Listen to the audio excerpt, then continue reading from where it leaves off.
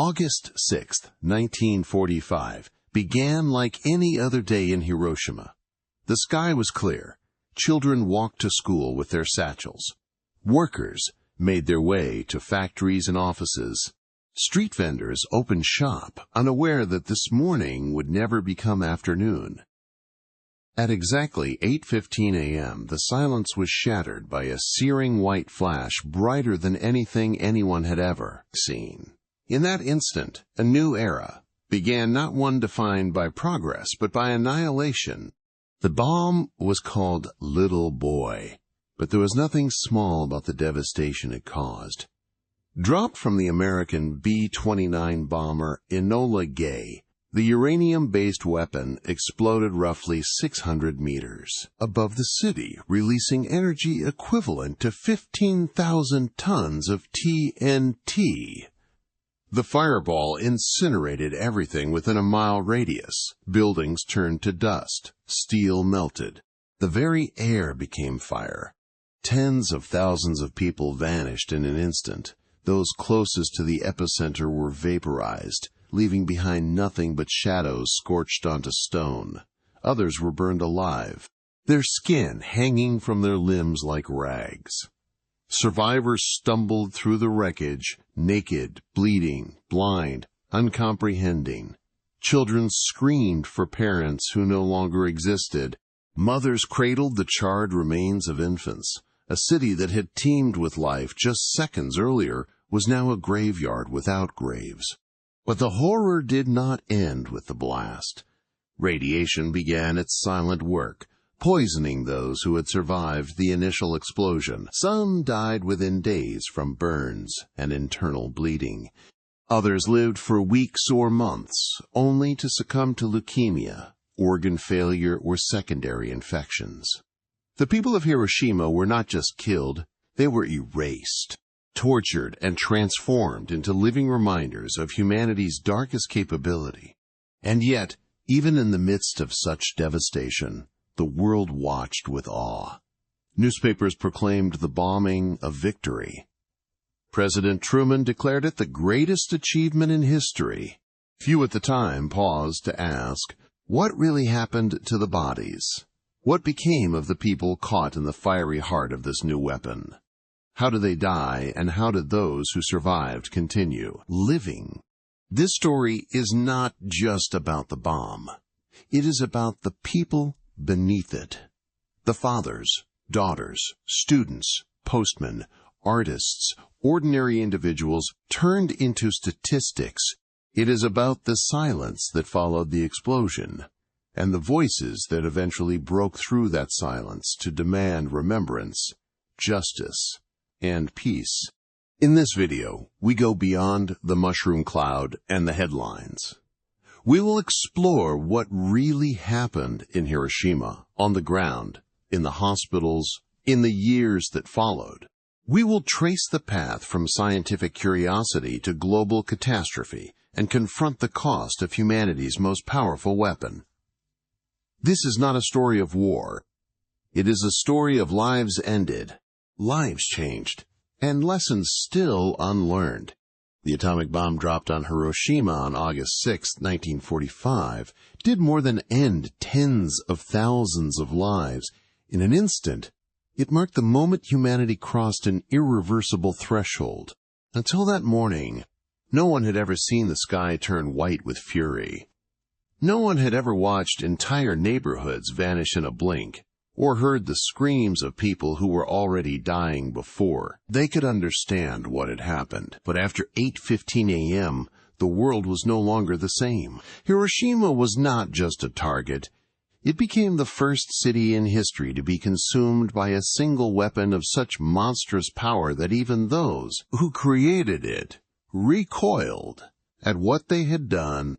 You have likely seen the photos. The flattened cityscape, the mushroom cloud billowing into the stratosphere, the twisted skeleton of the Genbaku Dome still standing amid the rubble. But those are just images. What they do not show you are the people who stood on that very soil moments before the blast. A mother tying her daughter's obi for school, a street vendor pouring hot tea. A postman, sorting mail, all of them vanished. Their bodies reduced to nothing but heat and ash. Their last expressions burned into the concrete as shadows. It sounds like fiction, some horror imagined in a dystopian novel, but it was real, and it happened in a single flash. This story, however, does not begin with the bomb itself. It starts decades earlier in quiet laboratories across Europe, where scientists like Marie Curie and Albert Einstein unlocked the secrets of matter and energy. They were searching for knowledge, for truth. They did not imagine that the formulas they wrote would one day create firestorms that could erase cities. Einstein's famous equation E equals mc squared was not born in a war room. It was born from wonder, from a desire to understand how the universe works. Yet by 1945, that wonder had been transformed into a weapon, dropped from the belly of a bomber, meant to end a war but destined to haunt the human conscience forever. When the Enola Gay soared over Hiroshima and released Little Boy, it was not just delivering a payload, it was unleashing a legacy. The explosion released more heat than the surface of the sun, enough to melt granite, vaporize human flesh, and ignite fires across the city that burned for days. Those who survived the initial blast were thrust into a nightmare. Skin hung in tatters. Eyes were swollen shut. People wandered the ruins, moaning, weeping, calling out names that would never be answered. There were no ambulances, no hospitals left intact, no clean water. Just silence, smoke, and suffering. One young girl, Sadako Sasaki, was just 2 years old that day. She survived the blast, but years later, like so many children exposed to the radiation, she developed leukemia. In her hospital bed, she began folding paper cranes, believing that if she made 1,000, she might be granted a wish to live. She folded and folded, but death came before she reached her goal. Today, children from all over the world still send paper cranes to Hiroshima in her honor. Her story is one of countless others, stories of lives interrupted, of dreams incinerated, of childhood stolen by a blinding light. And yet, for years, the world spoke mostly of victory. The bombing was framed as a necessary act, a decision that saved lives by ending the war. But few asked about what really happened beneath that cloud. What happened to the bodies? Where were the funerals? Who mourned for the nameless, the faceless? Who carried the guilt? The truth is chilling. Many of the victims left no trace, no remains to bury, no keepsakes to pass down. Some were vaporized, their bodies literally turned to gas by the intense heat. Others were charred beyond recognition. Mass cremations became common not as ceremonies, but as desperate acts to prevent disease. Survivors searched rubble for loved ones, and often found only bone, fragments, or clothing. Even doctors who tried to help were overwhelmed, many of them wounded themselves. A few wrote that the air smelled of burning flesh for days. Radiation, invisible and insidious, claimed even more lives in the months and years that followed. Leukemia cases spiked. Babies were born with deformities. Survivors known as hibakusha endured not only illness but also social rejection. Some were feared, as if the radiation might be contagious. Others were silenced, their trauma too vast for words, too painful to relive. But despite all of this, Hiroshima did not disappear. It rebuilt, slowly, painfully, defiantly. The Genbaku Dome still stands, not as a ruin, but as a witness. Around it, a city of peace has emerged, one that hosts survivors' testimonies, welcomes visitors, and reminds the world of what happened when we unlocked the power of the atom and aimed it at ourselves. So now, we ask again, what really happened on August 6, 1945? Not in terms of strategy or politics, but in human terms. What happened to the bodies, to the families, to the future? These are not easy questions, but they are necessary. Because remembering Hiroshima is not about dwelling in guilt. It is about refusing to forget. It is about honoring the lives that were lost, not just by mourning them, but by listening to their stories, understanding their suffering, and ensuring that their pain was not in vain. We have the power to shape history, just as those scientists once shaped atoms. But whether that power becomes a force of creation or destruction, that choice is still ours. And if Hiroshima taught us anything, it is that once the flash comes, there is no going back. In the ashes of Hiroshima, it is easy to imagine that the story began with the roar of engines and the blinding flash of a bomb. But the truth is far more haunting. The road to that catastrophic moment did not start in a military bunker. It started in a dim, cluttered laboratory with a woman hunched over glowing glass tubes, surrounded by silence, dust, and a relentless desire to know more. Her name was Marie Curie. Decades before anyone uttered the word nuclear bomb, she was breaking the boundaries of what science thought possible. In a cramped Paris lab, often working in freezing temperatures, Marie and her husband Pierre labored day and night with primitive tools, crude beakers, balance scales, and tons of pitchblende, a dark, radioactive ore. In 1898, they announced a discovery that would shake the foundations of modern science. Two new elements, polonium and radium. They had uncovered the invisible forces within atoms, forces powerful enough to pierce flesh and bone, forces that glowed in the dark and burned the skin. But Curie was not chasing weapons. She was chasing truth. Her work revealed a terrifying beauty, the idea that the tiniest building blocks of nature were not fixed or unchangeable, as once thought, but volatile and bursting with hidden energy. She had no idea that this energy, decades later, would become the fuel for the deadliest weapon mankind had ever built. Years passed. Europe moved from candlelight to electricity, from horses to cars, and the mysteries of the atom began to lure other minds. Among them was a quiet, disheveled patent clerk in Switzerland. His name, Albert Einstein. You know the picture, the wild hair, the intense eyes, but what is less known is the weight his ideas would eventually carry. Einstein was not trying to split atoms. He was trying to understand the universe. In 1905, he published a paper that included the now famous formula E equals mc squared. It seems simple energy equals mass times the speed of light squared. But that equation contains a secret. It tells us that matter and energy are interchangeable. That a small piece of matter, say, the size of a coin, could be turned into an explosion larger than any conventional bomb. It was theory, abstract, beautiful, and terrifying. Even Einstein did not fully grasp the future implications of his formula. He was not a weapons designer. He was a pacifist. But his work, like Curie's, opened a door that could not be closed. And then came Ernest Rutherford, a physicist from New Zealand, who would take this abstract energy and give it shape. In 1911, he conducted an experiment that involved firing tiny particles at a thin sheet of gold foil.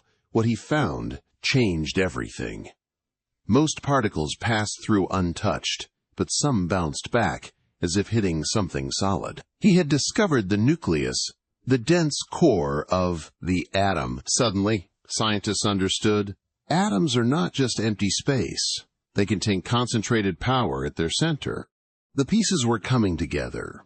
The theories of Curie, Einstein, and Rutherford laid the intellectual bedrock of the atomic age. But none of them imagined a bomb. They were driven by questions, not war. Curie wanted to understand radioactivity. Einstein wanted to explain the universe. Rutherford wanted to map the structure of the atom, yet their combined brilliance had set something unstoppable in motion. This is where you, the viewer, might pause. You might be wondering, how did such pure scientific curiosity become twisted into destruction?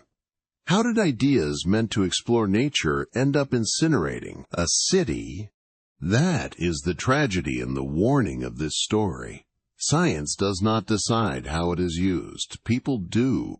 The chain reaction literally and figuratively sped up in 1938, when two German scientists, Otto Hahn and Fritz Strassmann, discovered nuclear fission. They found that splitting a uranium atom released more neutrons, which could split more atoms, releasing even more energy. A chain reaction. The math was terrifying. It meant a single event could unleash an explosion unlike anything Earth had ever seen. News of this discovery spread fast, and not just among physicists. It reached the ears of refugees, Jewish scientists who had fled Nazi Germany, including Leo Szilard and Albert Einstein. They feared that Hitler's regime, already building rockets and tanks, might now be racing to build an atomic bomb. In desperation, they drafted a letter, perhaps the most consequential letter in history, and sent it to U.S. President Franklin D. Roosevelt. Einstein's signature was at the bottom. He warned the president that Nazi Germany might be developing extremely powerful bombs of a new type. It was the push the U.S. needed. Within weeks, the seeds of the Manhattan Project were planted. And so, in a bitter twist of irony, the pacifist Einstein helped launch the project that would lead to the bomb that would destroy Hiroshima. Let us take a breath here. This is not just a history lesson. It is a story about choices, about unintended consequences, and about the terrifying speed at which knowledge can become weaponized. The science that illuminated the atom was never meant to cast such a long shadow. But once the knowledge existed, it could not be ignored, and it could not be uninvented. So when we look at the ruins of Hiroshima, when we ask what happened to the bodies, we must also ask what happened to the minds. The minds that cracked the atom and discovered its hidden fury. They were not monsters. They were explorers. But the world around them, governments, generals, wars, turned exploration into exploitation. That is the thread that runs from Curie's glowing test tubes to Einstein's blackboard to the burning sky over Hiroshima. And that is the thread we now carry forward. Because the science is still with us, the power still exists. But how we use it, that is our choice. And if this story has taught us anything, it is that our choices do not just shape the future. They leave shadows that can burn themselves into stone. Fearing Nazi Germany's rapid scientific advances, the United States set into motion one of the most secretive, expensive, and morally complex projects in human history. A project born not out of ambition, but out of desperation. It was called the Manhattan Project. But behind that clinical name was a race against time, a gamble with unknown consequences, and a question that haunts us to this day. What happens when the pursuit of knowledge becomes a weapon? Let us go back. It is 1939. Europe is bracing for war. Adolf Hitler has risen to power, and with him a regime unlike any the world has seen. His armies are marching across borders. His scientists' brilliant minds, like Werner Heisenberg, are rumored to be working on something terrifying. A bomb powered by the atom itself. A weapon that could vaporize cities. A weapon that, if built first by the Nazis, could turn the tide of war and of history. Now imagine you are one of the scientists who knows what is possible. You have read the papers. You have seen the math. You understand what Einstein's equation means, not just theoretically, but practically. You know that splitting a uranium atom can unleash energy that makes conventional bombs look like firecrackers. And you also know that if Hitler gets it first, the world may not survive what comes next. That is exactly the fear that gripped scientists like Leo Szilard and Edward Tellerman, who had fled Europe to escape the Nazi regime. Together with Albert Einstein, they drafted a letter to President Franklin D. Roosevelt, warning him of a terrifying new possibility, that Germany might be on the brink of creating an atomic bomb. Einstein, though deeply pacifist by nature, signed the letter.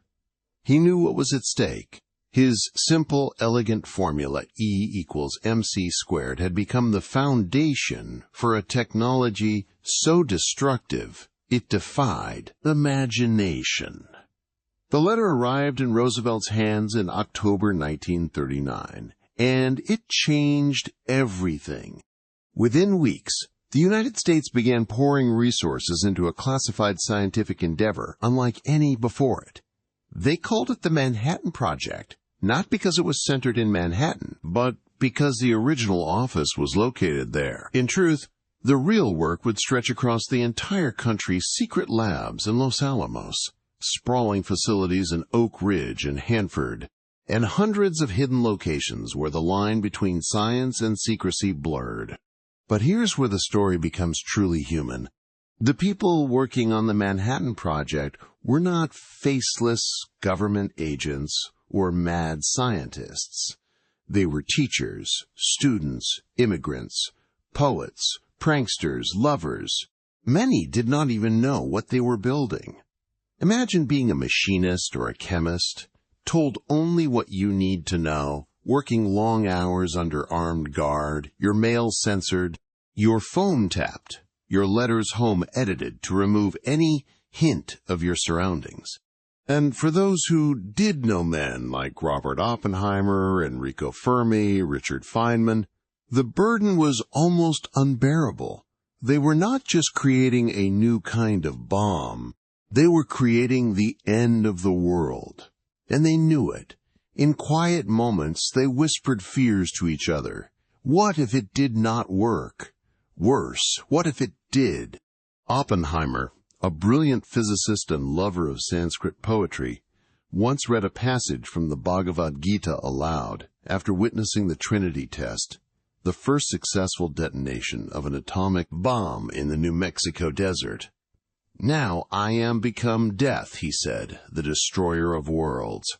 These were not the words of a man celebrating victory. They were the words of someone staring into the abyss and realizing he helped open it. But at the time, none of that mattered. The war was raging. The Nazis were committing atrocities on an unimaginable scale. American and Allied forces were dying by the thousands.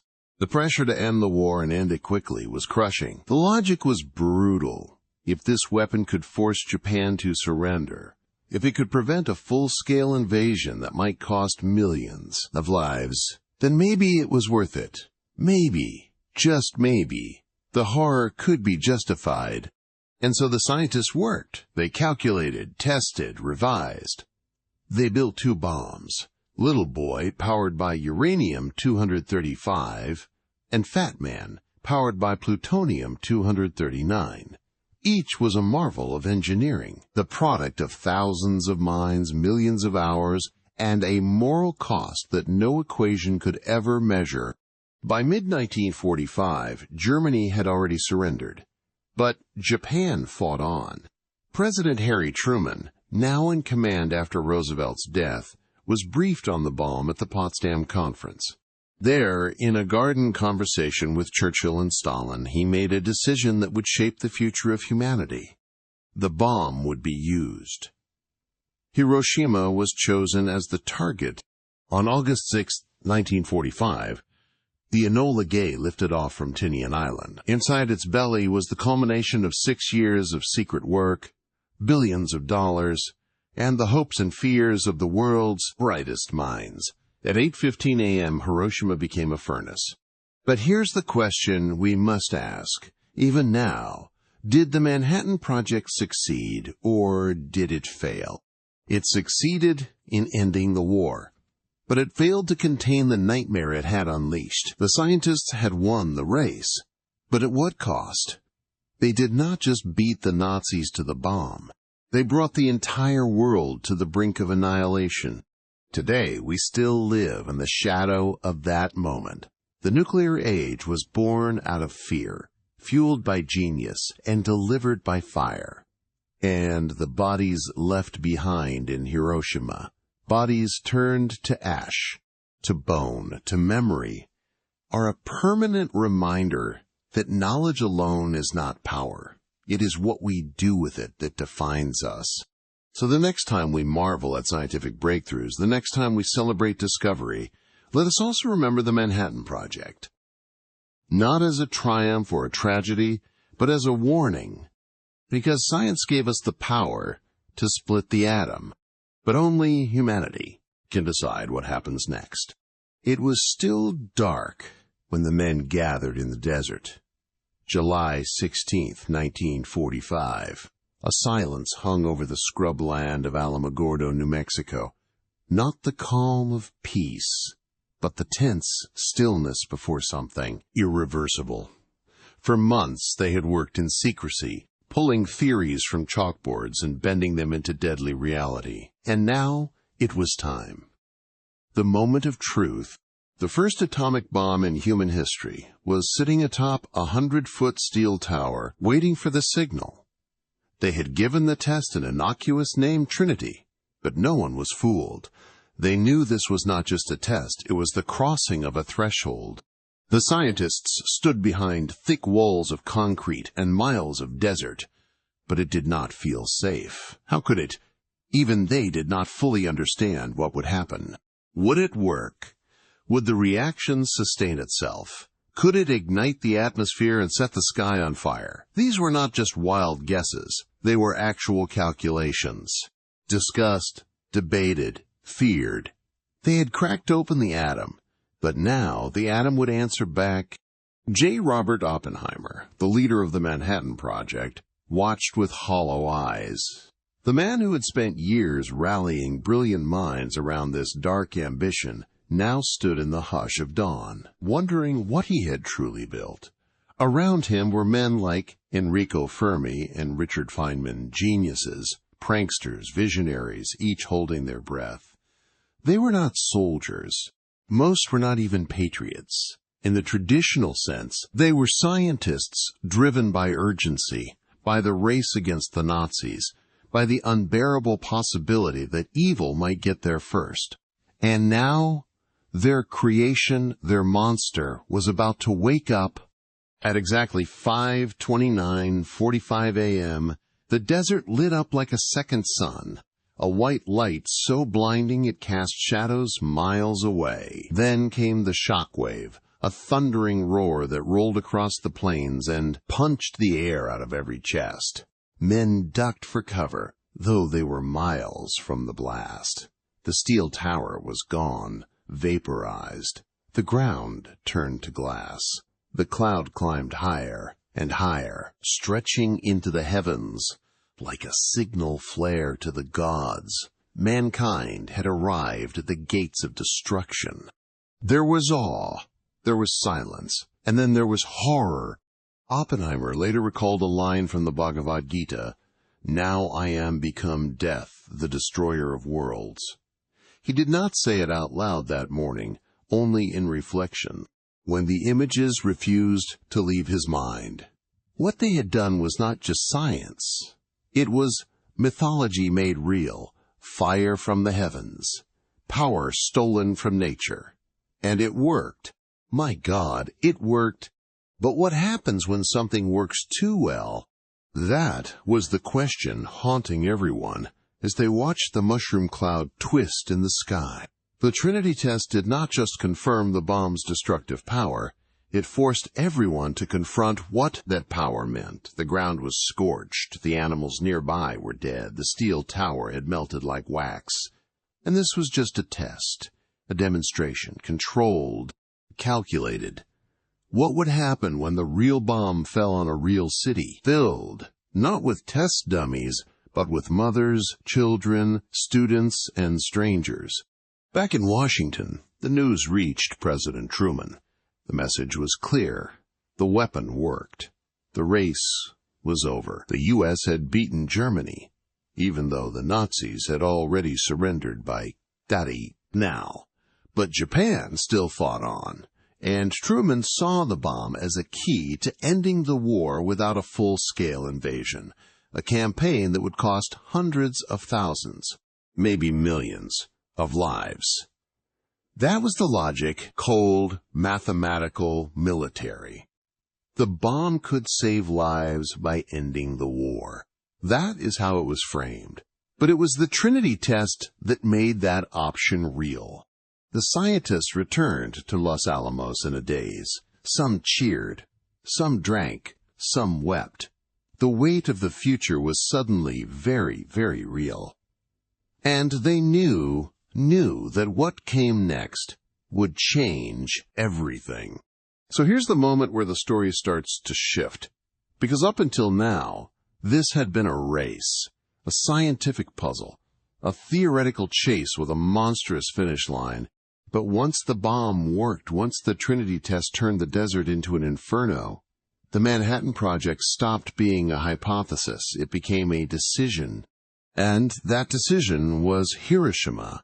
Just weeks later, the uranium-based little boy would be loaded onto a bomber named Enola Gay. The same fireball they had watched rise over New Mexico would now rise over a sleeping city, but this time it would not be steel towers and sand. It would be families, schools, markets, lives. And so the Trinity test was not just the first nuclear explosion. It was the moment the world lost its innocence. Think about it. We had always feared war, but we had never imagined this. A single weapon that could vaporize a city. A bomb that did not just destroy, but erased. The men who built it had hoped to outpace Hitler. But now, Hitler was gone. And yet the bomb remained. Its use, its consequences, its legacy, that was no longer a question of science. It was a question of humanity. In that silent desert, they did not just test a weapon. They tested the future. They tested who we would become. And that question, it still has not been answered. When little boy detonated over Hiroshima at exactly 8:15 a.m. on August 6, 1945, time itself seemed to tear in half. In that instant, brighter than the sun, louder than thunder, hotter than anything the earth had ever known, a city of 350,000 souls was pulled into a nightmare beyond imagining. The bomb did not just fall. It arrived like a judgment. From the cockpit of the Enola Gay, Colonel Paul Tibbets saw the flash, felt the shockwave, and knew it had worked. The weapon born in the deserts of New Mexico, forged from the minds of geniuses and the fears of war, had fulfilled its terrible purpose. But what did that really mean? It worked. Let us not sugarcoat it. Let us not let distance blur the details. When little boy exploded 1,900 feet above the heart of Hiroshima, it unleashed a temperature of several million degrees Celsius at its core, hotter than the surface of the sun. For anyone near the epicenter, there was no time to run. There was no time to scream.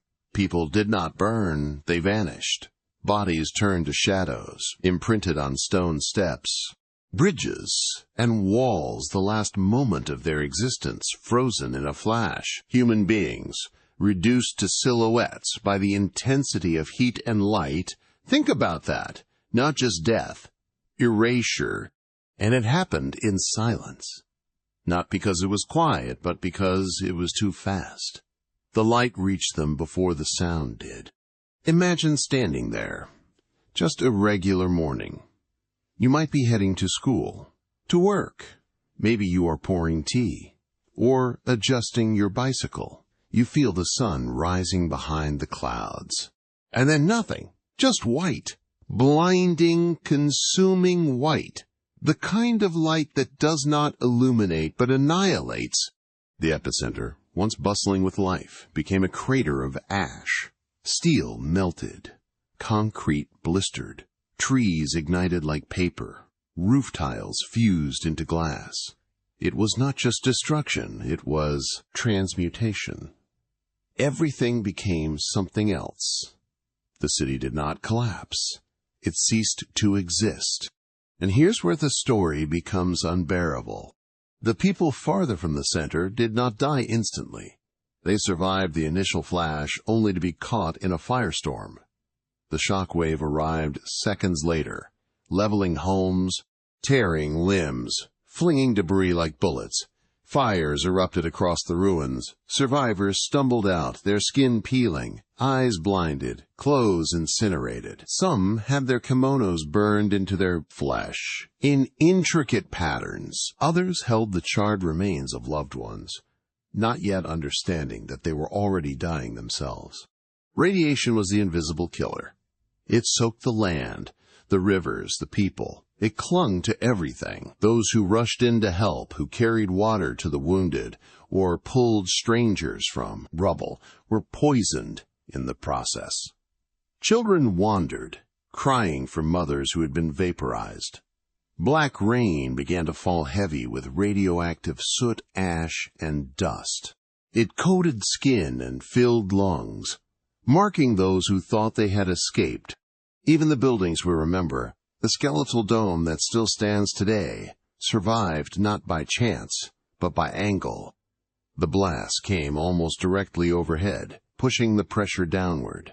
And so the iron framework of the Hiroshima Prefectural Industrial Promotion Hall remained upright, a haunted relic amid the ruin. We now call it the Genbaku Dome. It is a symbol of survival, yes, but also a tombstone.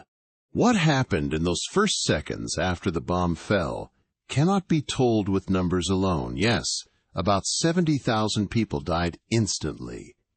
Tens of thousands more succumbed to burns, injuries, and radiation in the following days. But those are statistics. The truth lies in the stories. There was a boy, barely 10, whose skin hung from his arms like melted wax. He tried to help his sister, who had been crushed by a falling beam. He screamed for her until his voice broke, but no one came. There was a mother who found her baby alive beneath the rubble, only to watch as its breathing slowed, its body blackened by internal burns. And there was a soldier stationed outside the city who returned to find his home gone, his wife reduced to nothing but a bone fragment, clutching their child's toy. And if you are watching this, if your stomach is tight or your chest is heavy, that is good. You are not supposed to look away. Because here's the truth we do not often say aloud. Hiroshima was not just a military decision.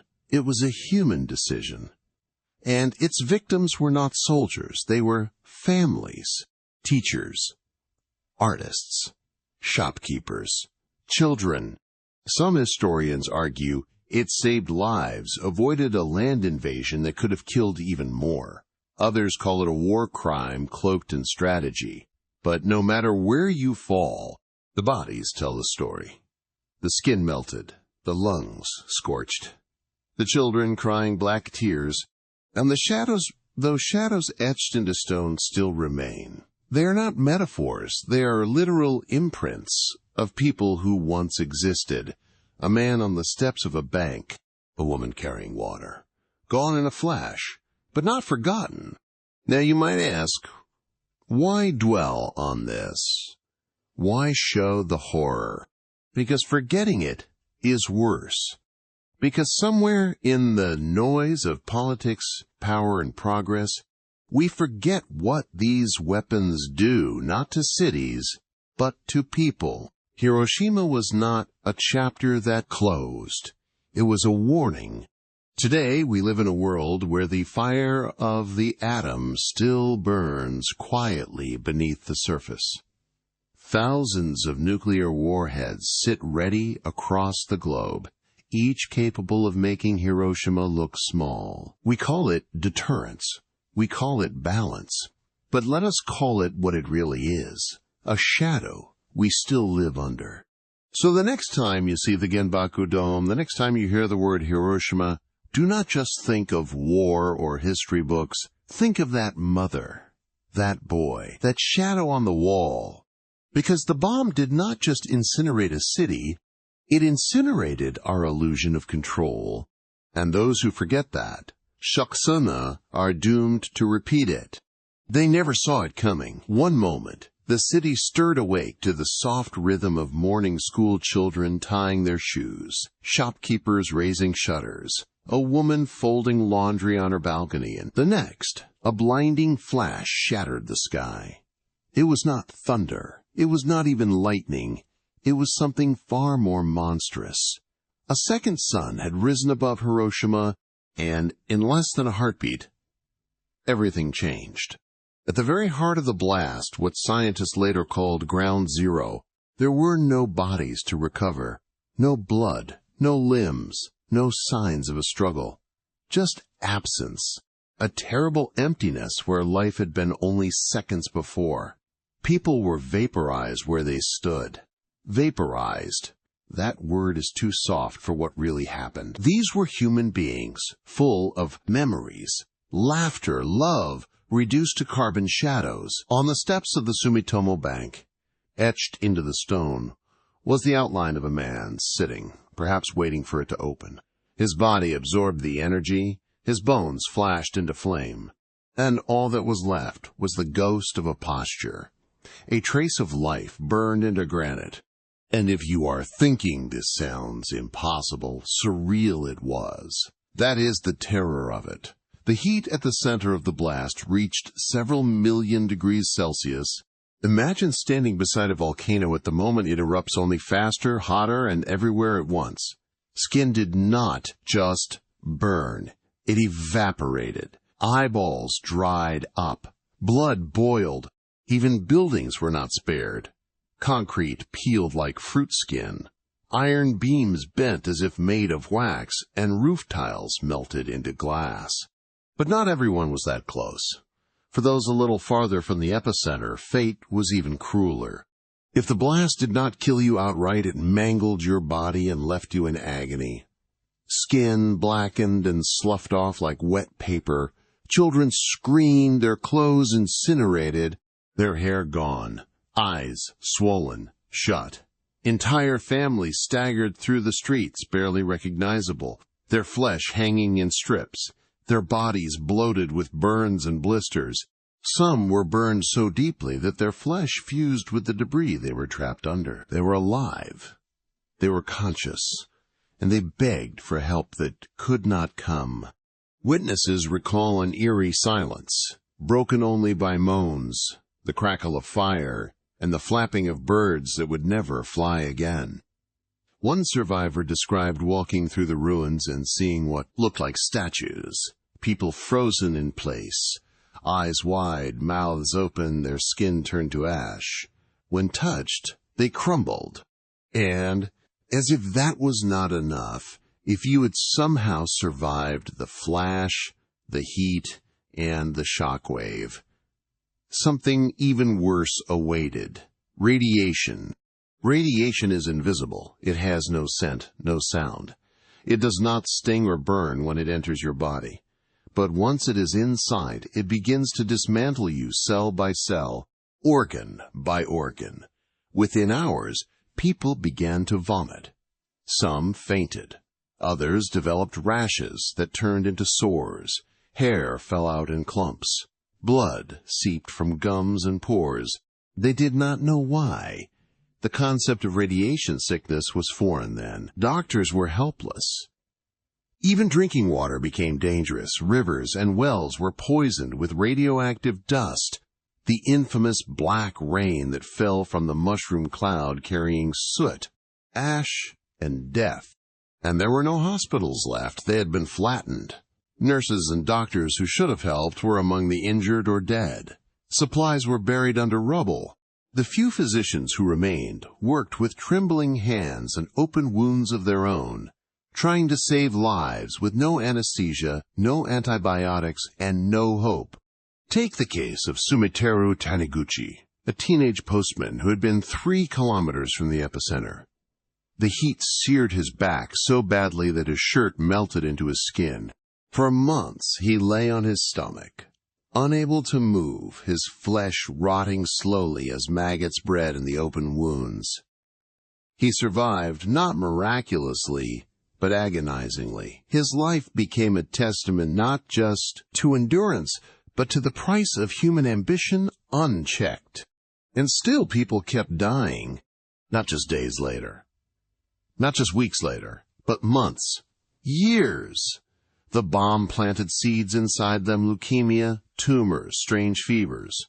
Pregnant women miscarried or gave birth to babies with deformities. Children who seemed healthy developed cancer before reaching adulthood. The air, the water, the soil, all poisoned by the invisible ghost of the bomb.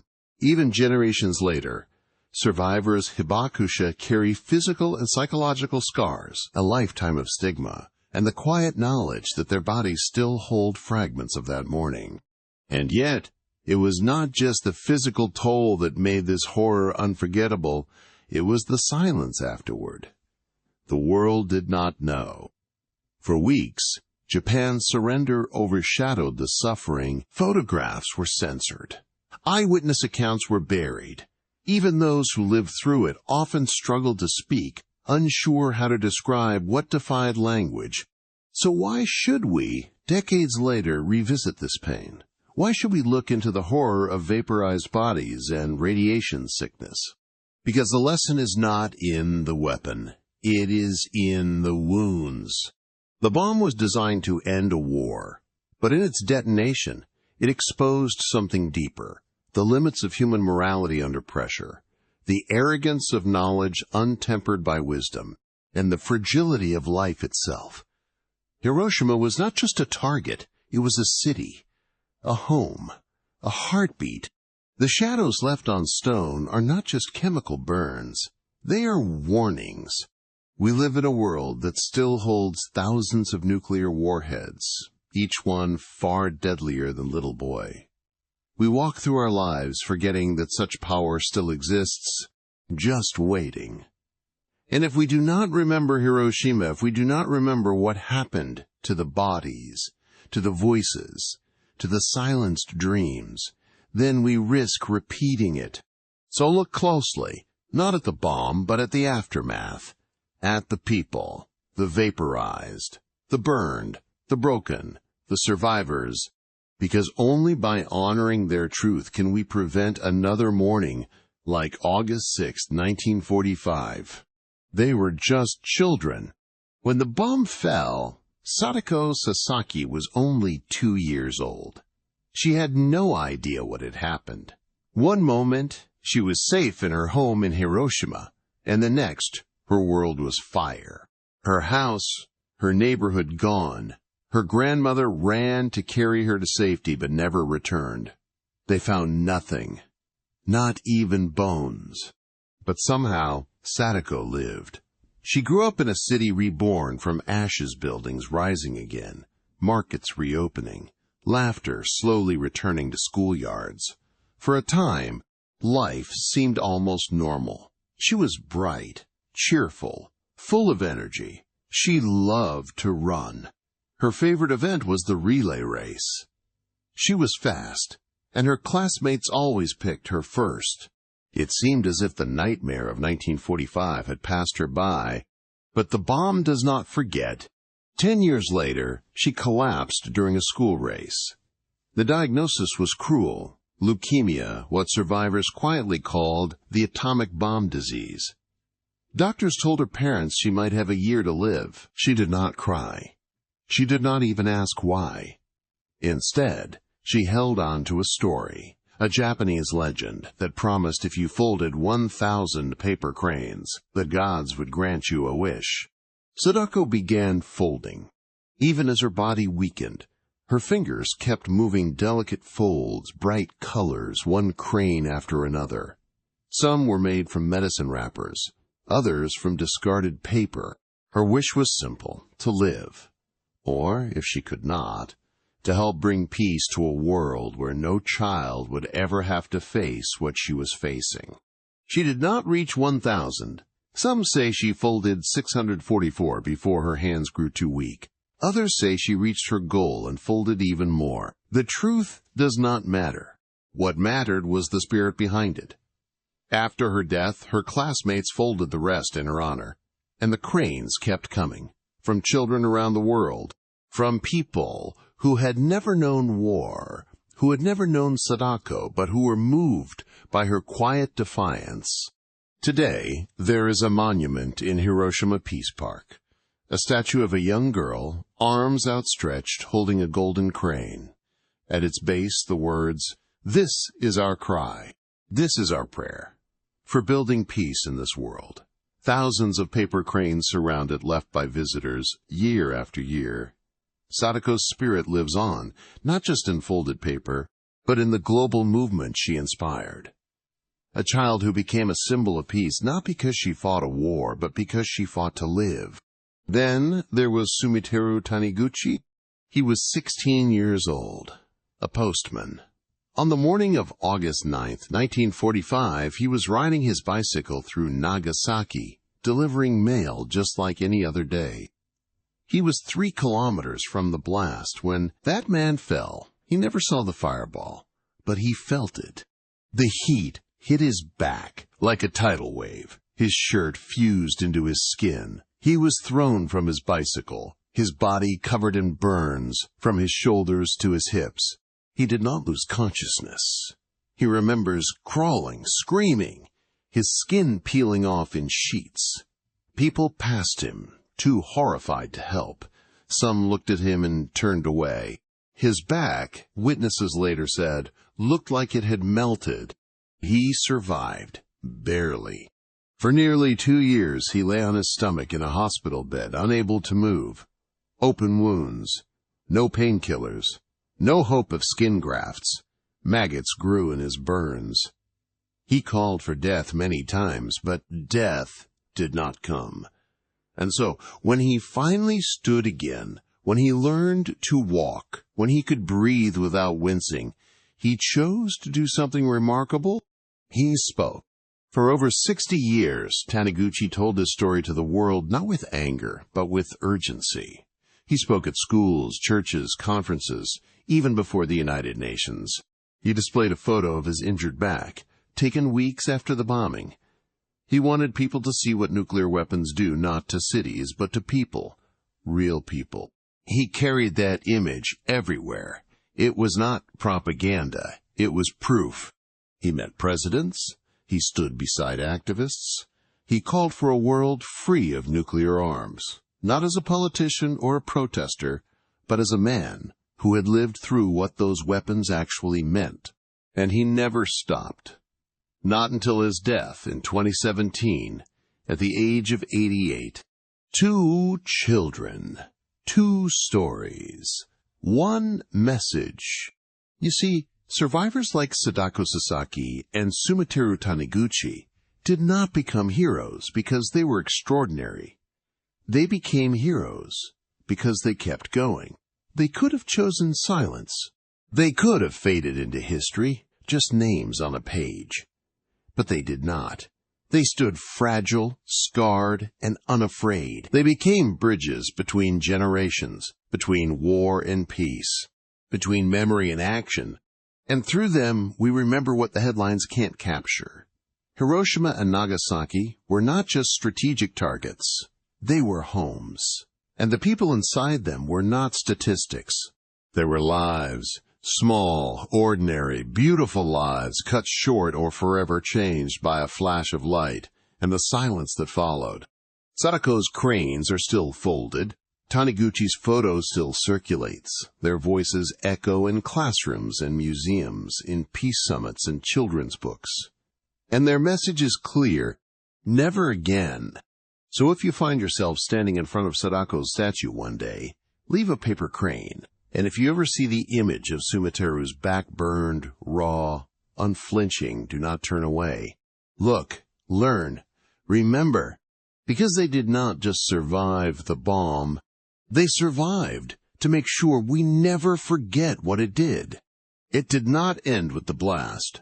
Most people think the worst happened in those first few seconds when the fireball engulfed Hiroshima, when the shock wave turned buildings into splinters, when people vanished without a scream. But for those who survived the initial explosion, the horror was only just beginning. Because something far more insidious remained in the air, the water, the soil. It was invisible, tasteless, odorless, and it clung to everything. Radiation.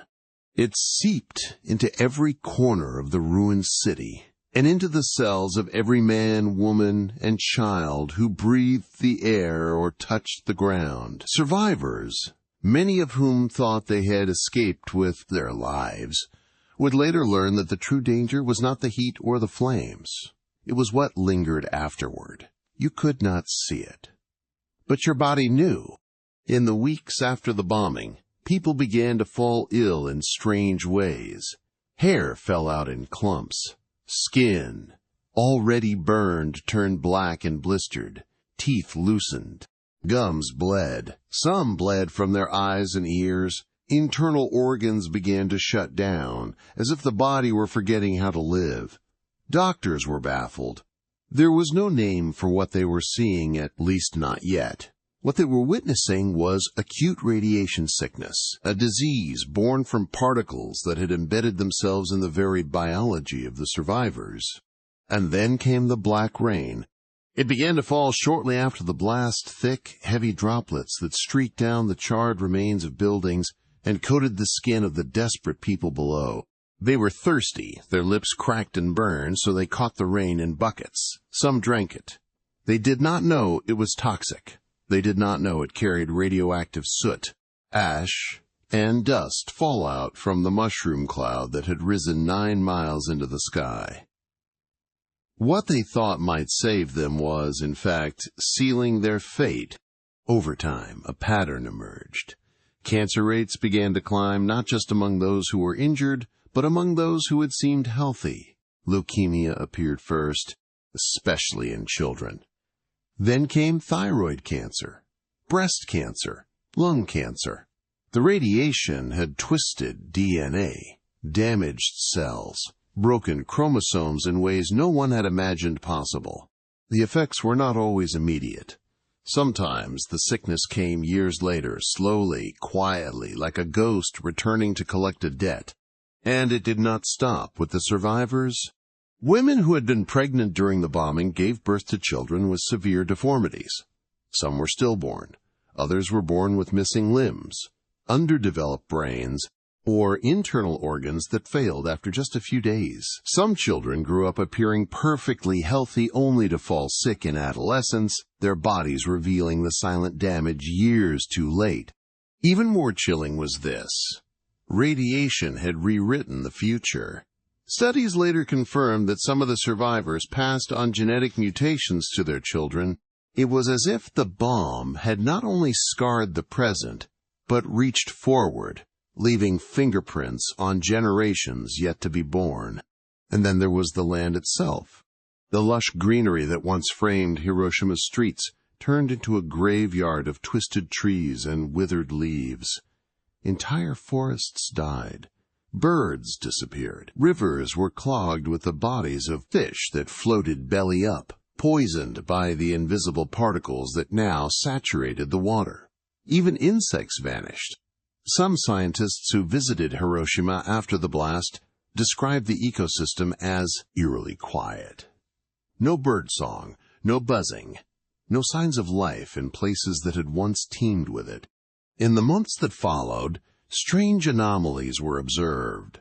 Mutated plants with twisted stems, flowers that bloomed in unnatural colors, and the few animals that did survive were often born with deformities, crooked limbs, extra digits, bulging eyes. Nature, it seemed, was trying to continue, but radiation had distorted the blueprint. But Hiroshima did not stay a wasteland. Somehow, life began to push through the ash. Trees known as hibakujumoku, or abombed trees, began to sprout again. One of them, a ginkgo tree near the Shukin garden, had been blackened by the blast. Everyone thought it was dead. But the next spring, green shoots appeared along its trunk. People wept when they saw it. It was a miracle, a quiet act of defiance against death. That tree still stands today, scars and all. And just like those trees, the people of Hiroshima began to rebuild not just their homes, but their hope. Schools reopened. Streets were cleared. Survivors told their stories. even when it hurt to remember. Scientists began to study the long-term effects of radiation, not to blame, but to learn. And Hiroshima, the city that had been erased in a moment, became something else, a symbol, not just of destruction, but of survival. Still, the ghosts remain. Not in the way Hollywood might show you with hauntings or horror, but in the quiet, human ways. In a man who coughs at night from lungs damaged long ago, in a woman who still fears the rain, in a child who asks why her grandmother cries every August. You can't see radiation, but it leaves a mark, not just on the body, but on the soul of a place. Hiroshima is no longer a city defined by death. It is a city of peace, of memory, of warning. Scientists still monitor the soil. Activists still fight for nuclear disarmament. And children still fold paper cranes in honor of those who never had the chance to grow old. So if you walk through Hiroshima Peace Park today, remember that you are walking on ground that once shimmered with radiation, soaked in silence and sorrow. But also know this, you are walking through a city that refused to die. Because even in the shadow of the atom, life found a way to return. And in remembering the cost, maybe, just maybe, we will ensure it never has to pay that price again.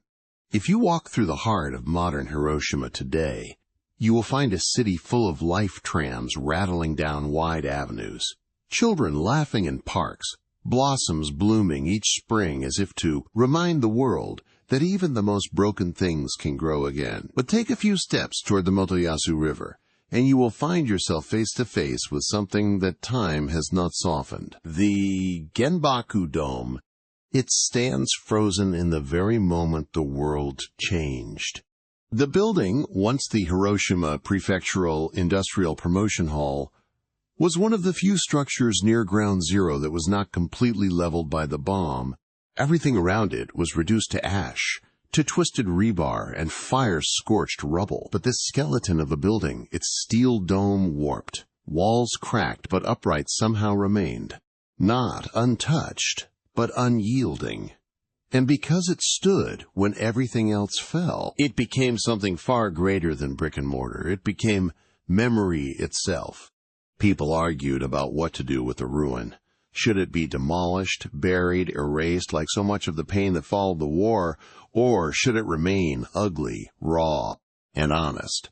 The people of Hiroshima chose the latter. They chose to leave the scars exposed. And thank God they did, because the Genbaku Dome, now a UNESCO World Heritage Site, does not just mark where the bomb fell. It marks where silence ended, where remembrance began, where the conversation shifted from power to peace, from destruction to resilience. It speaks not with words, but with presence. It dares us to look, to not turn away, to face what humanity is capable of doing when science outpaces conscience. Not far from the dome, just across the river, stands another monument. But this one is quieter, smaller, and shaped by hands far more innocent. The Children's Peace Monument. It is crowned by a statue of a young girl, arms outstretched, a crane lifted toward the sky. Her name is Sadako Sasaki, the same little girl whose fingers folded hundreds of paper cranes as leukemia claimed her body cranes that were prayers in disguise. She did not wish for revenge. She did not dream of bombs. She simply wanted to live, to run again, to feel the wind in her hair and not the sting of radiation in her bones. She died before she could finish her 1,000 cranes, but her classmates finished them for her, and the world picked up where they left off. Now, every year, children from all over the globe send tens of thousands of paper cranes to Hiroshima. They are strung together, folded with care, offered in silence and hope. They arrive from war-torn nations, from peaceful suburbs, from tiny villages and bustling cities, each one a wish, each one a voice, You can walk through the monument and see them cranes in every color, tucked behind glass panels, with handwritten notes in Japanese, Korean, English, Arabic. Some are scrawled in shaky child's handwriting. Others are drawn with careful calligraphy, but they all say the same thing: never again. The Children's Peace Monument does not shout. It does not lecture. It invites. It beckons you to stop and listen, to imagine what it must feel like to lose not just a city, but a future. It is not about politics. It is about people. It is not about strategy. It is about survival. And most of all, it is about the kind of world we choose to build once we know what we are capable of destroying. Around these memorials, the air feels different. You might not notice it at first. There is laughter, yes. There is school groups and tourists and volunteers sweeping fallen leaves. But beneath it all, there is a quiet reverence, a hush, as if the city itself is still holding its breath, as if the ghosts of 1945 still walk those paths, not to haunt, but to remind. And the reminders are everywhere. There is the flame of peace, which will burn until the last nuclear weapon is destroyed. There is the cenotaph, where the names of every known victim of the atomic bomb are inscribed, over 300,000, and still being added as new names surface and as more survivors pass on. There is the Hiroshima Peace Memorial Museum, filled with stories too raw for some to read without tears. A tricycle melted into a pool of metal, school uniforms singed and blood-stained, clocks frozen at exactly 8:15. These are not exhibits. They are eulogies. But they are also calls to action. The people of Hiroshima did not build these memorials to wallow in grief. They built them so no one else would ever have to. They built them for the child in Gaza, for the mother in Kiev, for the father in Seoul. They built them for every citizen of every nation that still holds the key to nuclear annihilation in their back pocket. They built them because history forgotten is history repeated. And it is working. Year after year, delegations from around the world visit Hiroshima. Diplomats, scientists, students, artists, survivors. They walk the paths. They ring the peace bell.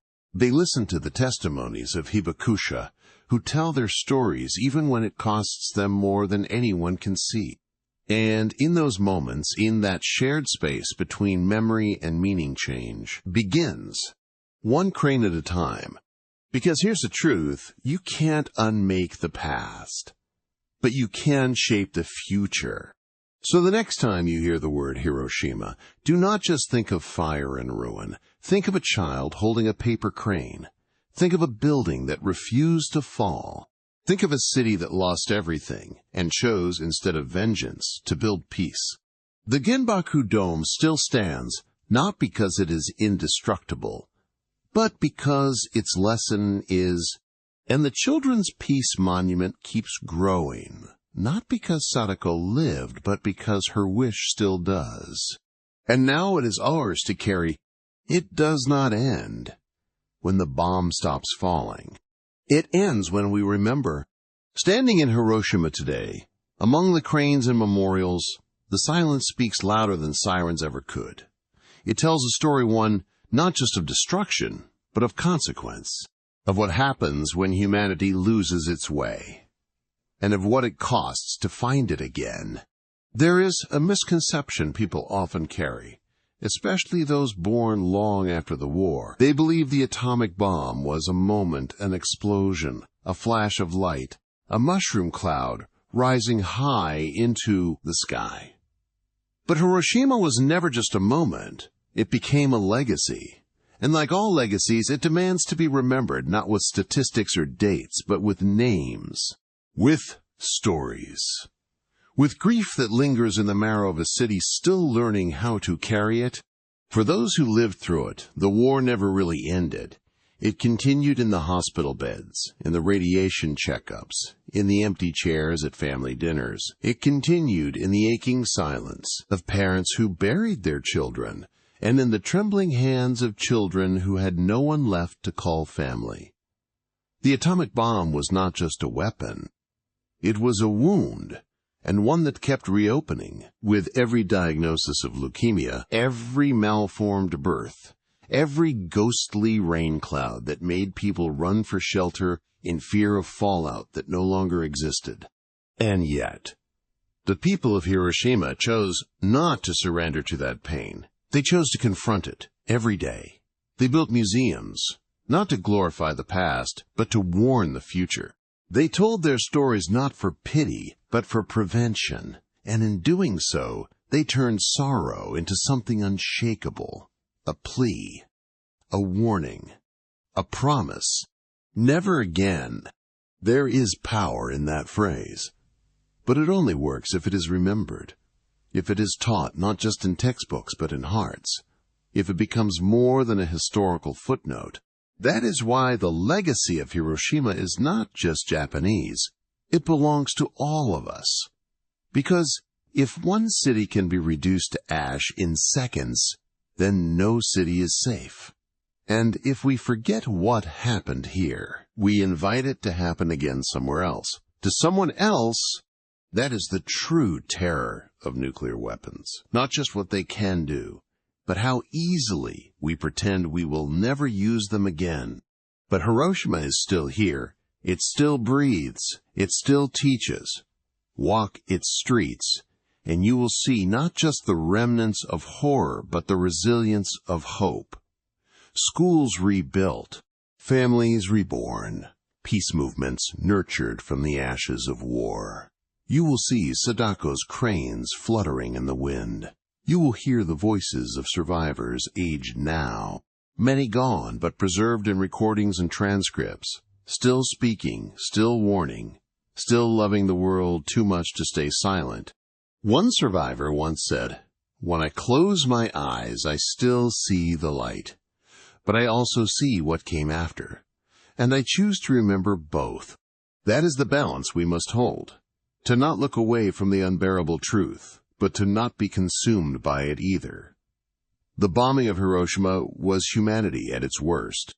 But what followed, the rebuilding, the forgiveness, the courage to speak out, was humanity at its best. We have a choice.